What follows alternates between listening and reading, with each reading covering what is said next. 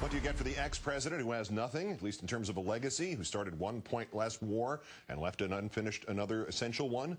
Inflated the budget deficit to $1.3 trillion, trashed the U.S. economy. Turns out you don't have to get him anything. When in our fourth story on the countdown, the man in question, our nation's 43rd president, is perfectly prepared to celebrate himself.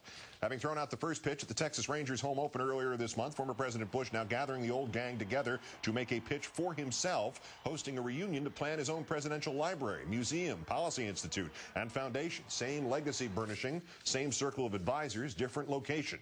Instead of 1600 Pennsylvania Avenue, about 20 top advisors meeting last night for a welcome dinner at 10141 Daria Place, the president's new home in the Preston Hollow neighborhood of Dallas. Among them, former communications chief Karen Hughes, former Counselor Dan Bartlett, speechwriter Michael Gerson, as well as former Secretary of State Condoleezza Rice, all in attendance. Perhaps a good thing Dr. Rice was on the guest list, because until 2000, the Preston Hollow Neighborhood Association's covenant stated that only white people were allowed to live there, though an exception was made for servants.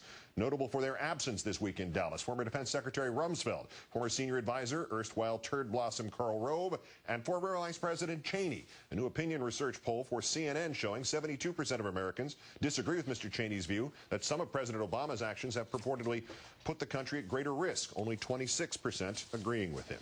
Let's turn now for some perspective to former White House Press Secretary Scott McClellan, author of What Happened Inside the Bush White House and Washington's Culture of Deception, coming soon in paperback. Scott, good evening. Thanks for your time tonight. Good evening, Keith. Glad to be back. The Policy Institute, possibly the most controversial part of this entire Bush complex. It's a political think tank. It is designed to promote the Bush policy on issues such as the Iraq War and things that might be considered similar to it. Didn't we just have 6 years of that? Was that not one of the fundamental focuses of the administration itself?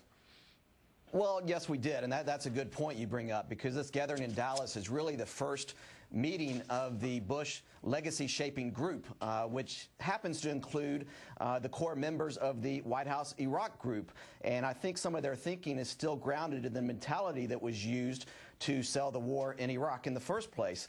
There's more of a focus on trying to create or spin an alternative reality than coming to grips with the reality of where things went wrong and how this administration went off course, and addressing those issues head on in an open and forthright way. There's a lot to be learned from this presidency, and the only way you can do that is, and the only way you can actually shape his legacy for the better, is to begin by addressing those issues, the controversial decisions that he made, whether it was Iraq or Katrina or the economic crisis that unfolded on his watch and the management failures related to them. The only way you can really begin to shape that legacy for the better is to accept responsibility for those mistakes and those management failures related to those issues. Well, this is sort of an extension of the Iraq management failure, if you will. Where's the vice president? Is the dispute over a pardon for Scooter Libby so great that it outweighs his value on the subject of Iraq historically and from the president's perspective? Well, it is notable that he's not there. You know, I don't suppose he's visiting Spain at this time either. But, you know, the vice president does still harbor some bitterness. Well, two things. You mentioned Don Rumsfeld earlier. He harbors bitterness about the decision to replaced Don Rumsfeld with Secretary Gates back in right after the election in 2006, and he also harbors great bitterness over the decision not to grant Scooter Libby a full pardon, even though the president did keep him from spending a single day in prison. But the vice president does remember those things and hold some bitterness about them, and I think that that's probably showing some strain in their relationship post-presidency, although they still do talk from time to time, as has been reported. I'm going to say something nice about President Bush, so you may want to buckle up.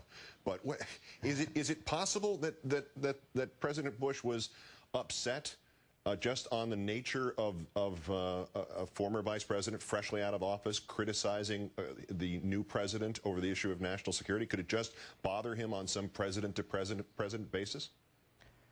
I'm not so sure about that. I think that, you know, certainly the vice president, we know that this happened while he was in office, I think was expressing his own views, even though the president President Bush, that is, might share some of those views.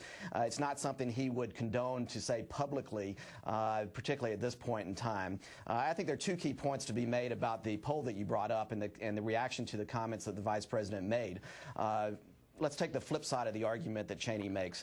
The vice president continues to deny that there's any legitimacy to the fact that the Bush actions, whether it be the misbegotten war in Iraq or the embrace of coercive democracy or interrogation techniques that went beyond what our values in America hold so dearly, contributed to greater hostility and greater ill will in the world, in parts of the world especially where there is a breeding ground for terrorism, that created greater hostility and ill will toward America.